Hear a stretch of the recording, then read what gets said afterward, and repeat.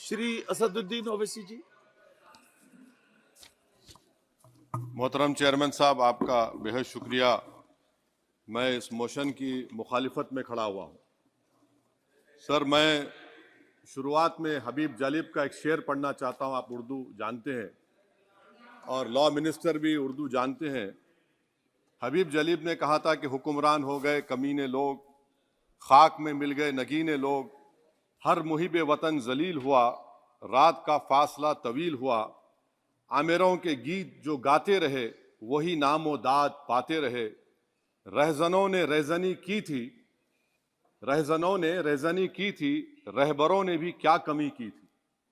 Sir, मैं अभी सुन रहा था हमारे शिंदे ग्रुप के शिवसेना के पार्टी लीडर अपनी तकरीर कह रहे थे। कहा कि 6 दिसंबर में जब बाबरी मस्जिद को शहीद किया जा रहा था तो उस वक्त के वजीर आजम नरसिम्हा राव पूजा कर रहे थे, आप ही ने कहा, और कहा कि मैं डिस्टर्ब नहीं करना।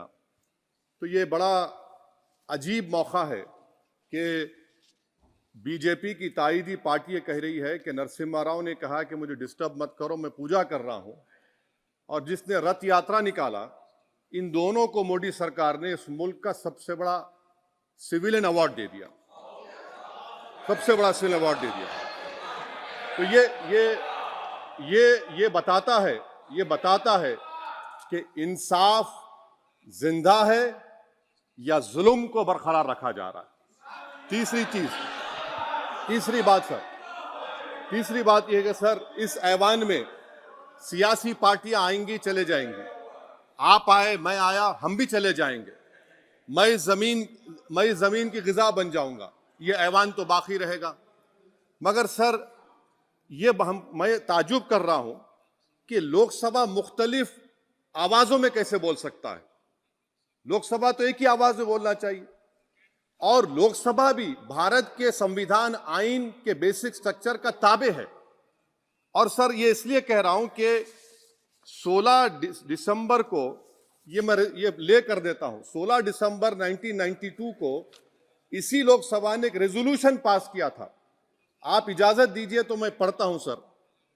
दिस हाउस, अच्छा, ये गुलाम नबी उस वक्त के मिनिस्टर थे, आज नहीं है, उनका नाम नहीं लेना चाह रहा था। This house strongly and unequivocally condemns the desecration and demolition of the Babri Masjid at Ayodhya by and at the instigation of forces represented among others by VHP, RSS and the Bajrang Dal, which has caused communal violence in the country. Such act of vandalism was carried out not only in violation of order of the Supreme Court, but amounted to an attack on the secular foundations of our country. This House expresses anguish at the happenings and wishes to reiterate its resolve that it will ceaselessly endeavor to uphold the secular and democratic traditions of our country and for the maintenance of rule of law. और एक paragraph में नहीं पढ़ूंगा। मैं ताजुब कर रहा हूं कि जब इस ऐवान ने एक रेजोल्यूशन पास किया तो हुकूमत आएगी जाएगी, और हुकूमत ये मोदी हुकूमत जश्न मना रही है जो 6 दिसंबर को हुआ। तो ये एक बात है सर। चौथी बात यह है कि सर, नहीं, 6 दिसंबर के ऊपर कोई जश्न नहीं है। राम मंदिर के निर्माण की जो प्रतिष्ठा हुई है उसको संबोधन कर रहा है, और वो सर्वोच्च न्यायालय के द्वारा तथ्यों के आधार पर दिए गए निर्णय के कारण से हुआ है। सर्वोच्च न्यायालय का निर्णय है, तो तथ्यों के आधार पर निर्णय है। वो विषय आपने बोल दिया, ठीक है, ओके। परंतु जो मंदिर का निर्माण है वो नियमानुसार सर्वोच्च न्यायालय के निर्णय से तथ्यों को देख करके। एक सेकंड, आप इस्लाम के बहुत जानकार हैं, विद्वान हैं वैसे भी, अब कानून के, यदि किसी अन्य धर्म के स्थान पर मस्जिद बनाई जाए तो शायद उसको मान्य नहीं किया जाता। अभी एएसआई ने, सुप्रीम कोर्ट ने स्वीकार किया है कि वहां पर राम मंदिर था। तो इस विषय केवल यह है कि वहां पर राम मंदिर ठीक बना कि नहीं बना, वो विषय हो गया। तो कृपया इस पर यदि आप कुछ बोले तो बोले प्लीज। सर, मैं आपको गलत साबित कर दूंगा सर। और मैंने रुक तो जाइए बड़ी इज्जत के साथ सर, मैं आपकी बड़ी इज्जत करता हूं सर। आपको मैं कोट कर रहा हूं सुप्रीम कोर्ट का जजमेंट, पैराग्राफ 1222 रोमन 17, उसमें लिखा गया है the destruction of the mosque took place in breach of the order status quo and the assurance given to this court. The destruction of the mosque and obliteration of Islamic structure was an egregious violation of the rule of law. Egregious का मतलब जो छोटी मोटी अंग्रेजियों में आती है वो criminal act कहा। और सर आपने कहा था कि वहां पर मंदिर को तोड़कर बनाया गया। सर मैं आपके सामने ये तमाम चीजें लेकर दूंगा, सुप्रीम कोर्ट के जजमेंट के पैराग्राफ्स हैं जिसमें सुप्रीम कोर्ट ने एएसआई की रिपोर्ट को नकारा। उन्होंने कहा कि मंदिर को तोड़कर मस्जिद नहीं बनाई गई थी। सुप्रीम कोर्ट ने कहा, ये सुप्रीम कोर्ट ने कहा। अब और मैं रख दूंगा, आप पढ़ लीजिए, आप पढ़ लीजिए। अच्छा सर मैं अपनी तकरीर पर आ जाता हूं, मैं अपनी तकरीर पर आ जाता हूं सर। तो मैं अपनी बात कर देता हूं सर। तो मैं ये पूछना चाह रहा हूं कि क्या मोदी सरकार एक समुदाय, एक मजहब की सरकार है या पूरे देश के मजाहिब को मानने वालों की सरकार है? जिसको नहीं मानते उनकी सरकार है, हमको बता दीजिए। क्या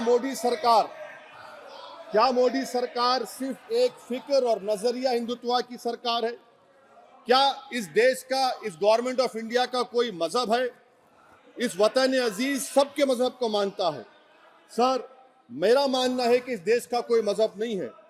क्या ये सरकार 22 जनवरी का पैगाम देकर ये बताना चाहती है कि एक मजहब को दूसरे मजहब के मानने वालों पर गलबा और कामयाबी मिली?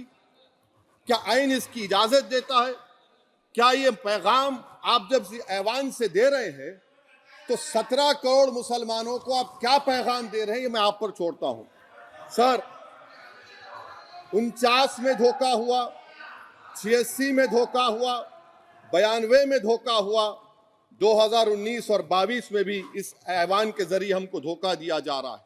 और अफसोस के साथ कहना पड़ता है सर कि मुस्लिम अक़लियत को हमेशा ये कहा गया कि तुमको भारत के शहरी बरकरार रहने के लिए एक बहुत बड़ी कीमत तुमको चुकानी पड़ेगी, और हम पर इल्जाम लगा दिया गया। सर क्या मैं बाबर का स्पोक्स पर्सन हूं? क्या मैं जिना का स्पोक्स पर्सन हूं? क्या मैं औरंगजेब का स्पोक्स पर्सन हूं? बताइए सर, आखिर मैं कहां तक आप मुझे लेकर जाएंगे? दूसरी बात यह है सर, दूसरी बात यह है कि फिर 6 दिसंबर के बाद देश में फसाद हुआ, नौजवानों को टाडा में डाला गया जो बूढ़े होकर निकले। यकीनन आपकी सरकार नहीं थी, आपकी सरकार नहीं थी। अच्छा बल्कि मैं तो मर्यादा पुरुषोत्तम राम की इज्जत करता हूं, मगर मैं नाथूराम गोडसे से नफरत करता हूं। मेरी नस्लें नफरत करती रहेंगी क्योंकि नाथूराम गोडसे ने उस शख्स को गोली मारी जिसके जबान से आखिरी लफ्ज निकले हे राम। सर छठी बात यह है कि 87 में मलियाना हाशिमपुरा हुआ, 83 में नेल्ली हुआ, 44 में जम्मू में नस्ल कशी हुई, 2022 में हल्दीवानी में कत्ल हुआ। इतने धोखे सबसे बड़े किसको दिए गए? असदुद्दीन ओवैसी को दिए गए। मगर फिर भी मुझसे ही कहा जाता है कि वफादारी को तुम साबित करो अपनी ओवैसी। सर आज भारत के 17 करोड़ मुसलमान अपने आप को अजनबी और एलिनेट महसूस कर रहे हैं। मैं बहुत बड़ी नाइंसाफी होती है, सर ये कोई तारीखी नाइंसाफी को इंसाफ नहीं किया जा रहा है। स्पीकर बल्कि सर, अंग्रेजी में स्पीकर सर केवल एक प्रश्न का जवाब ओवैसी साहब दे दें कि बाबर को वो आक्रमणकारी मानते हैं या नहीं मानते? पुष्पमित्रा संघा को आप क्या मानते हैं? बताओ, पुष्पमित्रा संघा को आप क्या मानते हैं? जम्मू के वो कश्मीर के वो राजा को क्या मानते हैं जिसके पास एक फौज थी मंदिरों को तोड़ने के लिए? आप क्या मानते हैं? यही तो मैं कह रहा हूं कि निशिकांत दुबे 47 में आजादी मिली, असदुद्दीन ओवैसी से बाबर की बात पूछ रहे हैं। तुम गांधी की बात पूछते, तुम बोस की बात पूछते, तुम जलियांवाला बाग की बात पूछते, तुम काला पानी में जो मुसलमान शहीद हो गए उनकी बात पूछते, मगर बाबर की बात पूछी जाती है। तो सर मैं आपको बता रहा था, खामखा डिस्टर्ब किए सर, मुझे मेरा वक्त ले लिए निशिकांत दुबे। सर मैं आपसे कह रहा था, मोदी हुकूमत ये पैगाम दे रही है भारत के मुसलमानों को कि जान बचाना है या इंसाफ चाहते हो।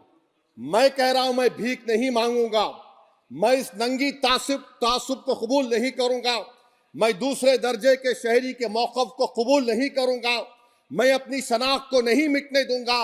अब मैं झूठी और दिल फरेब बातों पर हरगिज भरोसा नहीं करूंगा। मैं वो काम नहीं करूंगा जो बीजेपी और नाम निहाद सेकुलर पार्टियां चाहती हैं। मैं वो काम करूंगा जो आपको पसंद नहीं है, संविधान के दायरे में रहकर।